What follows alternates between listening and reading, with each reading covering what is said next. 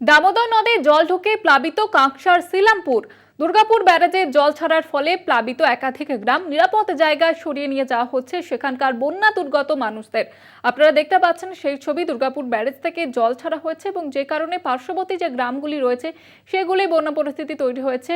জলের তলায় একাধিক গ্রাম এবং মাথার ছাদ হারিয়ে নিরাপদ আশ্রয়ে ঠাঁই নিয়েছেন সেখানকার বন্যা দুর্গত যে বাসিন্দারা।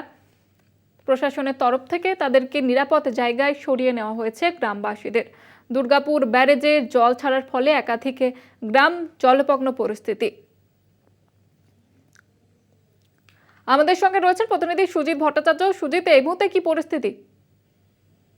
দেখো, গতকাল কাঁকসায় শিলামপুর যে গ্রাম রয়েছে সেই শিলামপুর গ্রামে দামোদর নদের জল ঢুকতে শুরু করে এবং গতকাল রাতের থেকেই কিন্তু প্রশাসনিক তৎপরতা শুরু হয়ে যায় এবং প্রশাসন এলাকায় যে সমস্ত এলাকায় জল ঢুকতে শুরু করে সেই সমস্ত এলাকার মানুষদেরকে তারা নিরাপদ স্থানে নিয়ে যায় এবং সেখানে তারা থাকা খাওয়ার ব্যবস্থাও করে।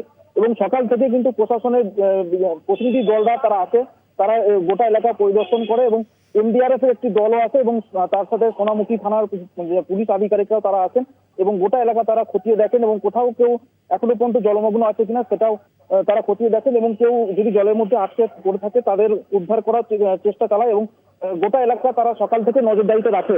এখনো পর্যন্ত যেটা স্থানীয়রা যেটা জানাচ্ছে যে জল এখনো পর্যন্ত বাড়েনি, জল যেরকম ছিল সেরকমই রয়েছে। তবে দামোদর নদ থেকে যদি আরো দুর্গাপুর ব্যারেজ থেকে যদি আরো পরিমাণে জল ছাড়ায় তবে কিন্তু আরো বেশ কয়েকটা এলাকা জলমগ্ন হতে পারে বলে এমনটাই আশঙ্কা করছে এলাকার মানুষ। জুইতা, ধন্যবাদ জানাবো সুজিত। আমাদের সঙ্গে ছিলেন প্রতিনিধি সুজিত ভট্টাচার্য। দুর্গাপুর ব্যারেজের জল ছাড়ার কারণে পার্শ্ববর্তী এলাকাগুলি জলমগ্ন পরিস্থিতি এবং সেখানকার বাসিন্দাদের কিন্তু নিরাপদ আশ্রয়ে নিয়ে যাওয়া হচ্ছে প্রশাসনের তরফ থেকে। দামোদরের জল ঢুকে প্লাবিত কাঁকসার শিলামপুর এবং সেখানকার পার্শ্ববর্তী যে গ্রামগুলি রয়েছে সেখানেও কিন্তু জলথই পরিস্থিতি এবং নিরাপদ জায়গায় সরিয়ে নিয়ে যাওয়া হচ্ছে গ্রামবাসীদের। প্রশাসনের তরফ থেকে তাদেরকে নিরাপদ আশ্রয়ে নিয়ে যাওয়া হচ্ছে। দুর্গাপুর ব্যারেজের জল ছাড়ার ফলে প্লাবিত একাধিক গ্রাম, সেই সঙ্গে সঙ্গে দামোদরের জল ঢুকে প্লাবিত কাঁকসার শিলামপুর।